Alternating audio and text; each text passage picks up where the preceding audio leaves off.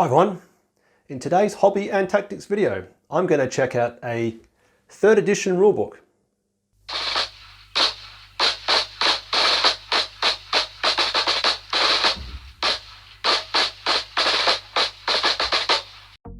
Released in 1998, the 3rd edition rulebook has 288 pages.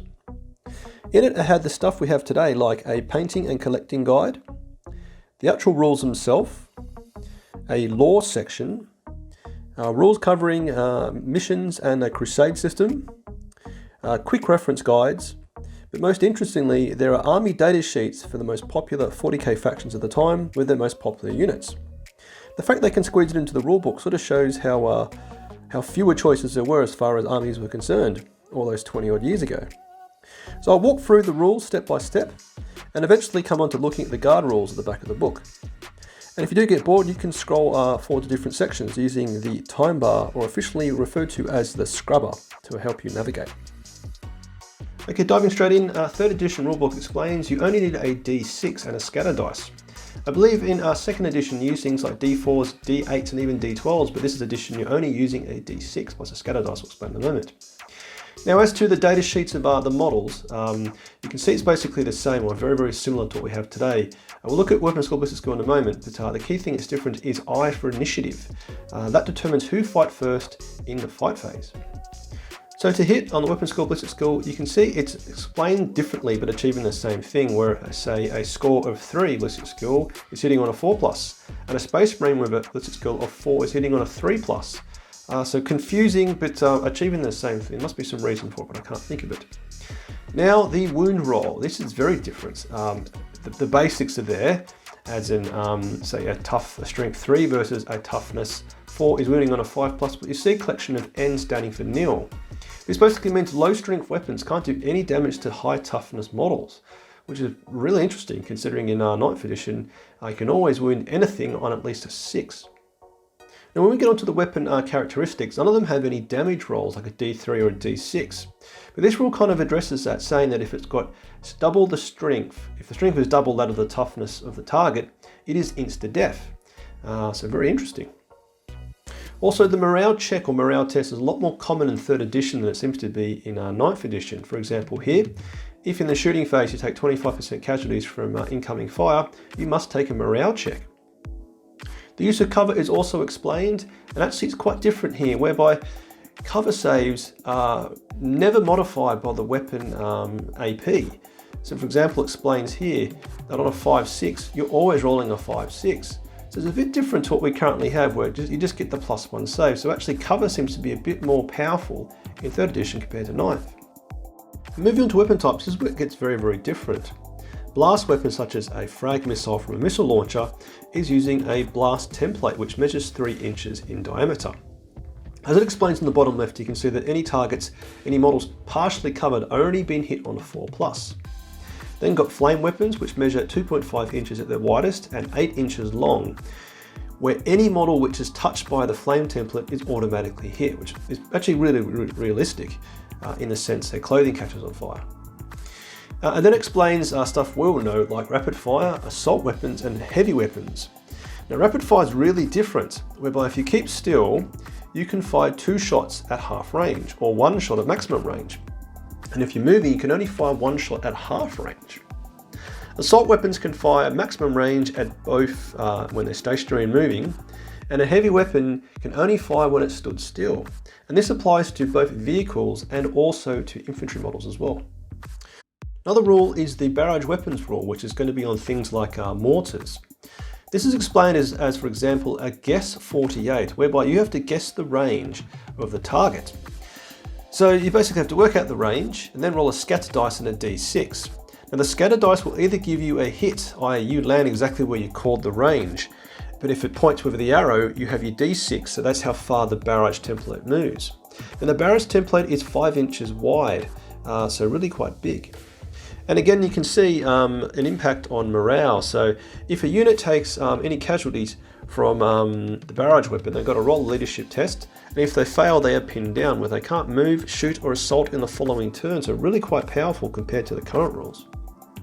And looking at some of the weapons, you can actually see they're very similar to today, with our famous las gun being our centre left, 24-inch range, strength 3 AP0 and rapid fire. So exactly the same what we've got today.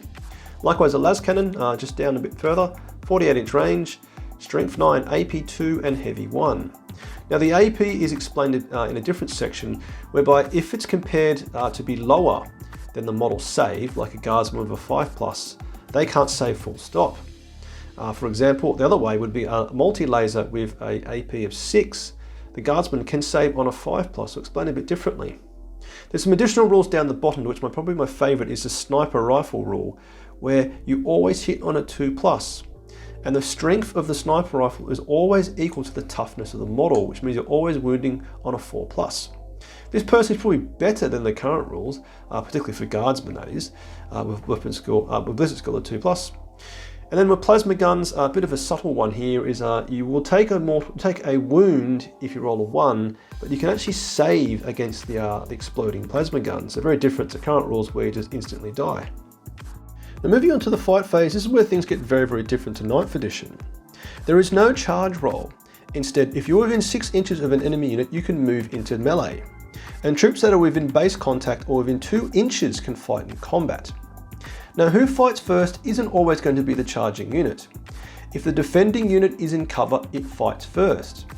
If, however, it's not, you then compare the initiative score of the 2 units to work out who fights first.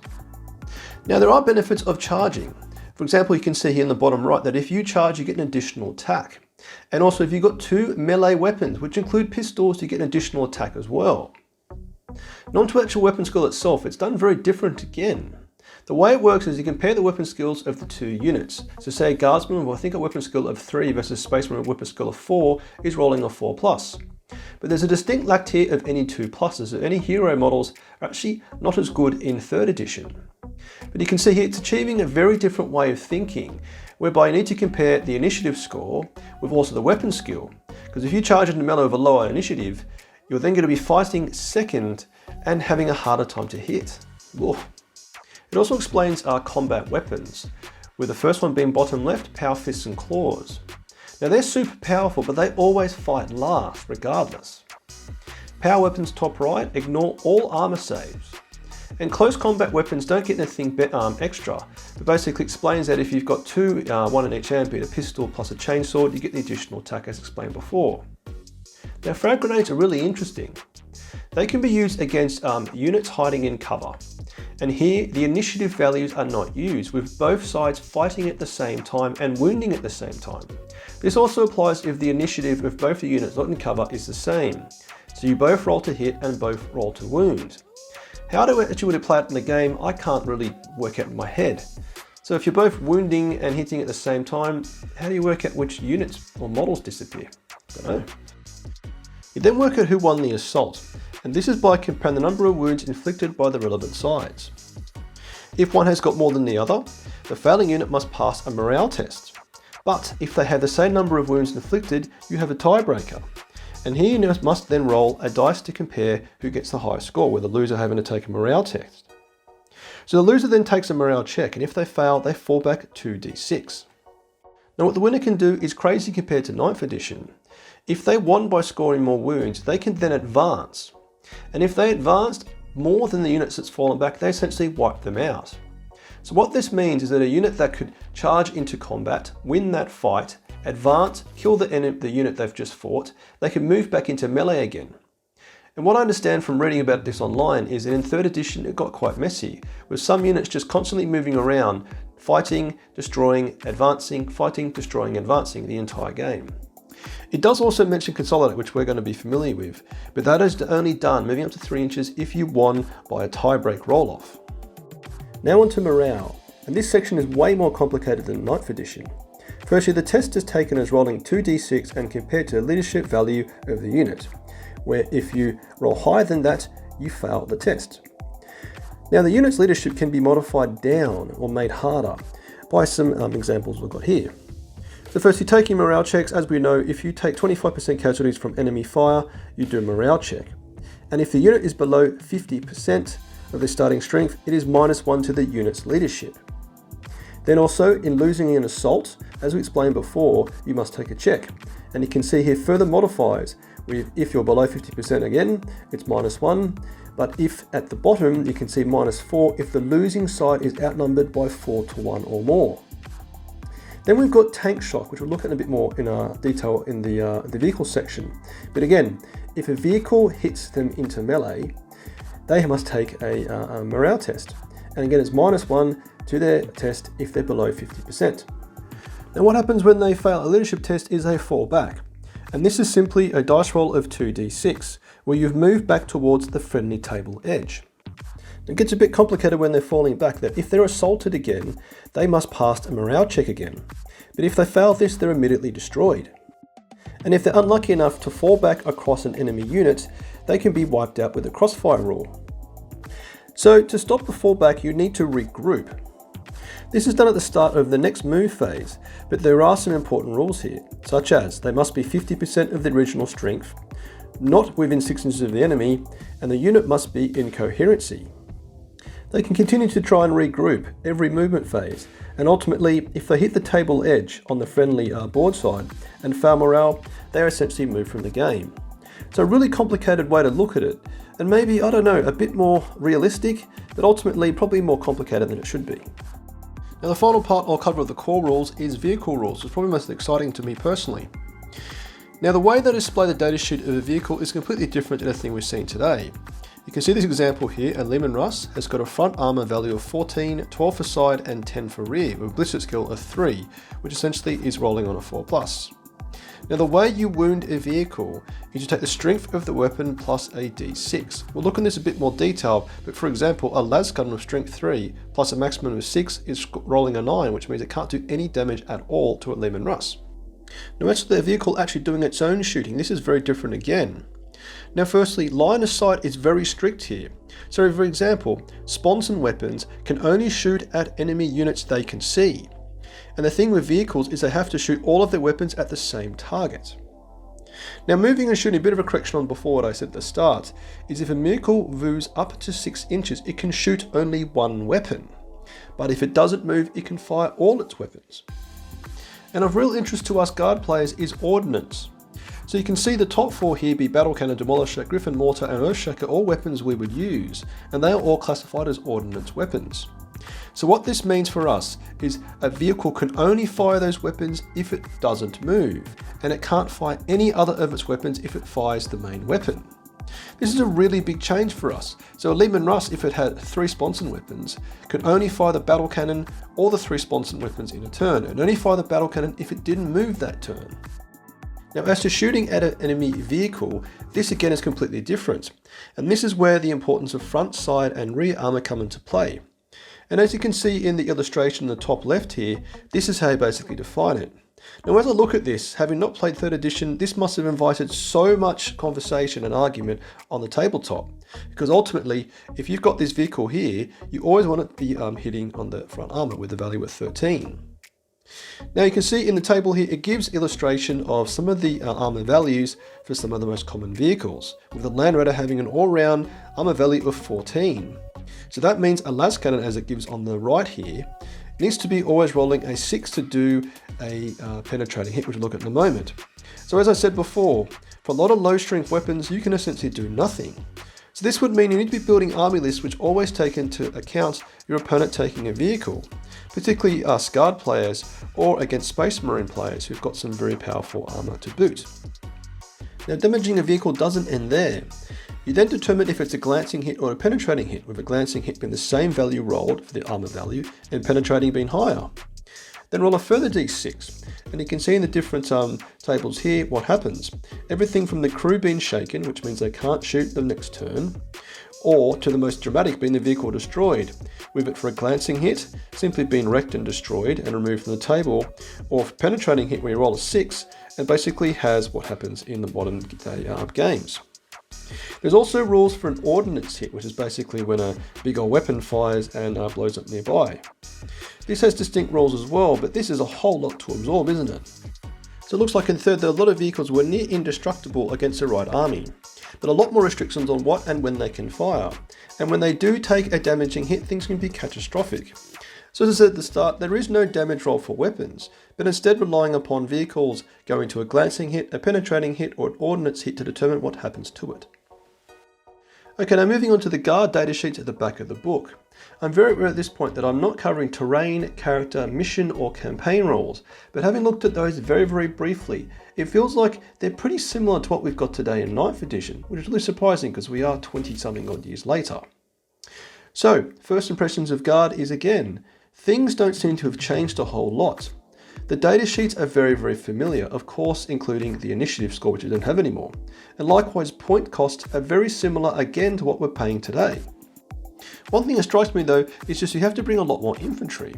For example, if you want to take a colonel or a captain, i.e. a company commander by today's standards, you have to also bring 4 additional guardsmen to form what essentially is called a command headquarters. Another interesting thing is you can assign commissars to these squads, like the command squads. And the rule is you can take as many commissars as you have command squads as you'd like. Now bringing infantry, you must work within an infantry platoon structure, which is simply a command section, which is a lieutenant and 4 guardsmen, and then between 1 to 5 infantry squads, which are costed up at 50 points each, which is basically identical to what we're paying only about a year ago for infantry squads.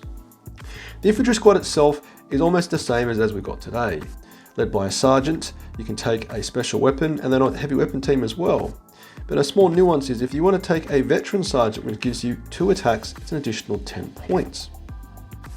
It then details taking an armoured fist squad, which essentially is a squad in a chimera or chimera, depending on how you want to pronounce that name.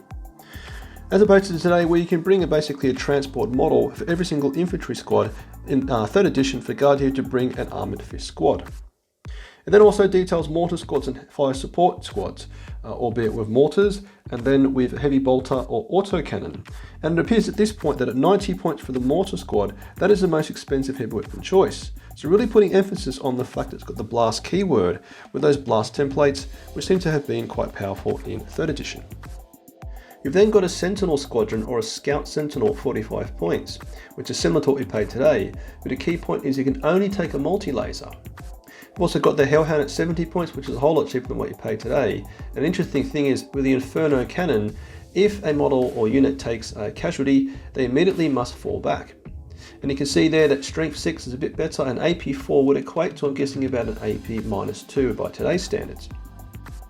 Also interestingly, it clearly defines an anti-tank squad as taking a missile launcher or las cannon.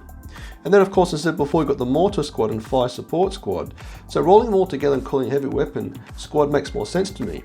But you can obviously see an anti-tank squad is a heavy support, whilst the 2 before were defined as infantry. So probably playing into the army organisation rules of the day. And then as far as our armour is concerned, it's interesting to see that a Lemon Rust battle tank is actually weaker than a Demolisher from a survivability point of view, whereby the side armour and rear armour of a battle tank is weaker than a Demolisher. I think also it's to take note here that even a Basilisk with a side and rear armour of a value of 10 means a las gun can't do anything against a model like a Basilisk. Right, so in summary, it feels like a lot of the data sheets we have from the 3rd edition have carried all the way through to 9th edition. Obviously, when it comes to the core rules, a lot of the different phases are quite differently done, and likewise the datasheets are explained in a different way. But overall, the structure of the game is relatively the same. And as I said, for a lot of the rules, the army list building, and also character rules, they're all pretty much similar to what we're seeing in 9th edition. They do have a feel a bit more complicated, the core rules, but I think a big thing that's missing is the lack of command rerolls, stratagems, and command points. Now, I don't know when stratagems came into play, but I definitely feel that 3rd edition is actually a way simpler game to play. I'm not the most competitive player, but I definitely think in 9th edition we're starting to lose a bit of the feel of the game, with constant reroll stratagems, victory points, command points, and a whole raft of different additional rules you need to learn outside of the core rulebook. And as I said before, it definitely feels like armour was doing very well in 3rd edition, so definitely us guard players would have really benefited from bringing lots of Lemon Russes, Basilisks, and maybe even Manticores if they existed back then. Right, so hopefully you enjoyed that video and found it interesting looking back at 3rd edition from all the way back in 1998 when I was the grand old age of 14 years old. Holy crap. So if you want to support me, you can do so with a like, comment, or by subscribing. And if you're feeling super generous, you can support me on Patreon.